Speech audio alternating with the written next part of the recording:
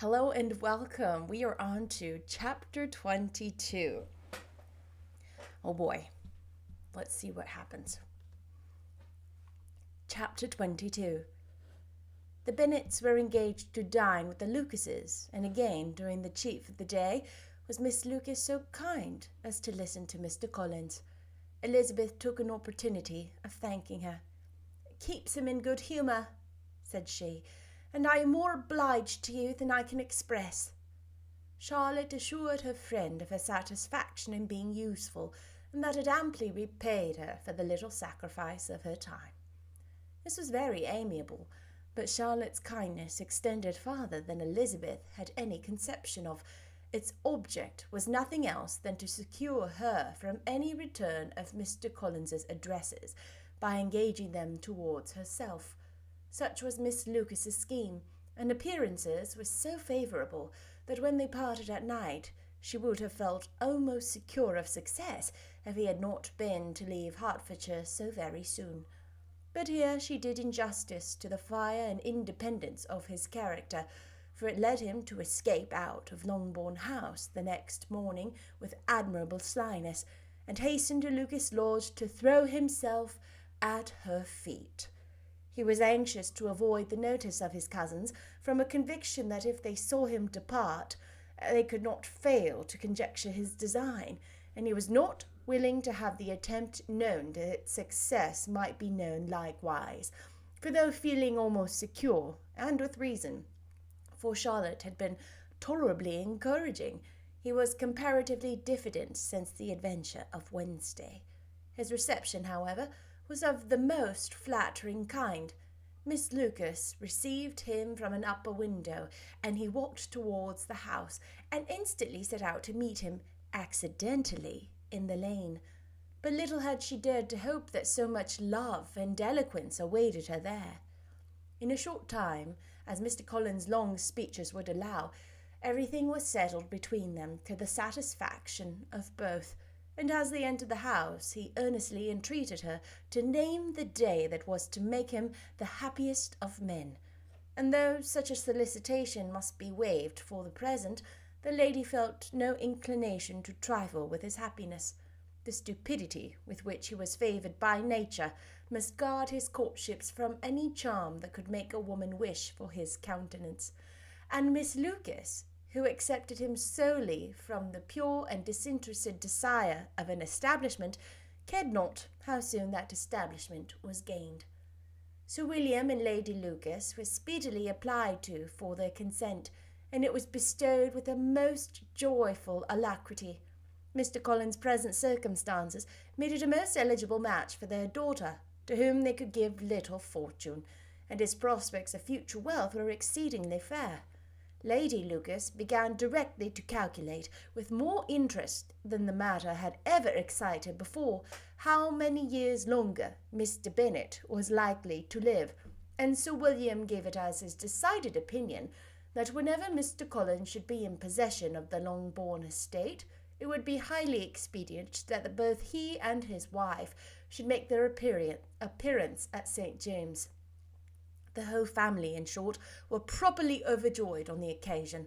The younger girls formed hopes of coming out a year or two sooner than they might otherwise have done, and the boys were relieved from the apprehension of Charlotte's dying an old maid. Charlotte herself was tolerably composed. She had gained her point and had time to consider of it. Her reflections were in general satisfactory. Mr. Collins, to be sure, was neither sensible nor agreeable. His society was irksome, and his attachment to her must be imaginary, but still he would be her husband. Without thinking highly either of men or matrimony, marriage had always been her object. It was the only provision for well-educated young women of small fortune, and however uncertain of giving happiness, must be the pleasantest preservative from want. The preservative she now had obtained, and at the age of 27, without having ever been handsome, she felt all the good luck of it. The least agreeable circumstance in the business was the surprise it must occasion to Elizabeth Bennet, whose friendship she valued beyond that of any other person. Elizabeth would wonder, and probably would blame her, and though her resolution was not to be shaken, her feelings must be hurt by such a disapprobation. She resolved to give her the information herself, and therefore charged Mr. Collins, when he returned to Longbourn to dinner, to drop no hint of what had passed before any of the family. A promise of secrecy was, of course, very dutifully given, but it could not be kept without difficulty, for the curiosity excited by his long absence burst forth in such very direct questions on his return as required some ingenuity to evade, and he was at the same time exercising great self-denial, for he was longing to publish his prosperous love.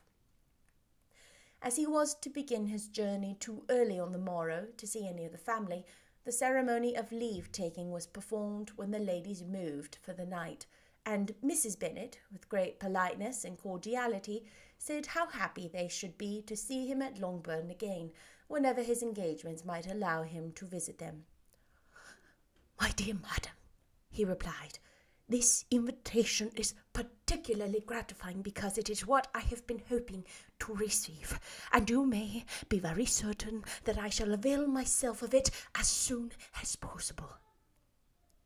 They were all astonished, and Mr. Bennet, who could by no means wish for so speedy a return, immediately said, "But is there not danger of Lady Catherine's disapprobation here, my good sir? You had better neglect your relations than run the risk of offending your patroness." "My dear sir," replied Mr. Collins, "I am particularly obliged to you for this friendly caution, and you may depend upon my not taking so material a step without her ladyship's concurrence." "You cannot be too much upon your guard. Risk anything rather than her displeasure, and if you find it likely to be raised by your coming to us again, which I should think exceedingly probable, stay quietly at home, and be satisfied that we will take no offence." "Believe me, my dear sir, my gratitude is warmly excited by such affectionate attention, and depend upon it, you will speedily receive from me a letter of thanks for this, and for every other mark of your regard during my stay at Hertfordshire.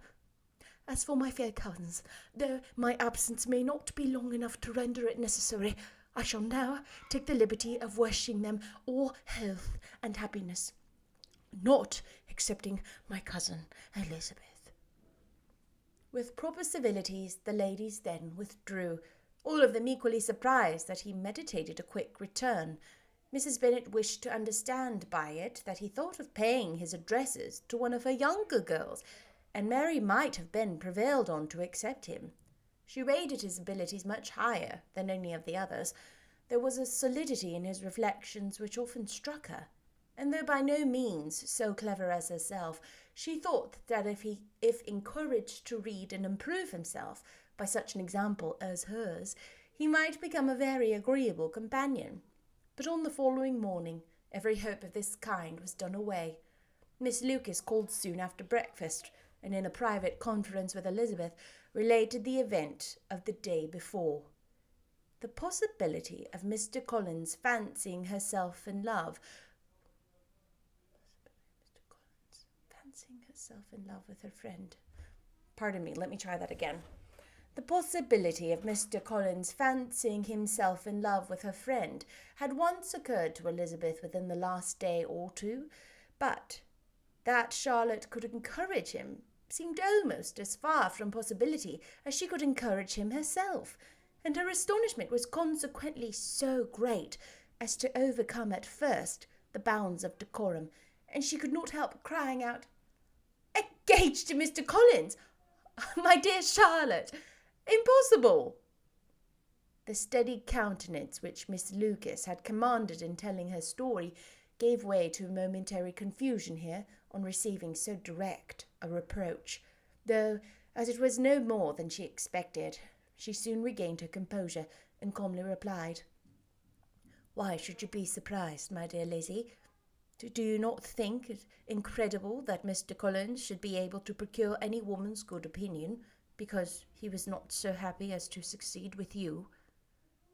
But Elizabeth had now recollected herself, and making a strong effort forward, was able to assure with tolerable firmness that the prospect of their relationship was highly grateful to her, and that she wished her all imaginable happiness. "I see what you are feeling," replied Charlotte. "You must be surprised, very much surprised, so lately as Mr. Collins was wishing to marry you. But when you have had time to think it over, I hope you will be satisfied with what I have done. I'm not romantic, you know. I never was. I ask only a comfortable home.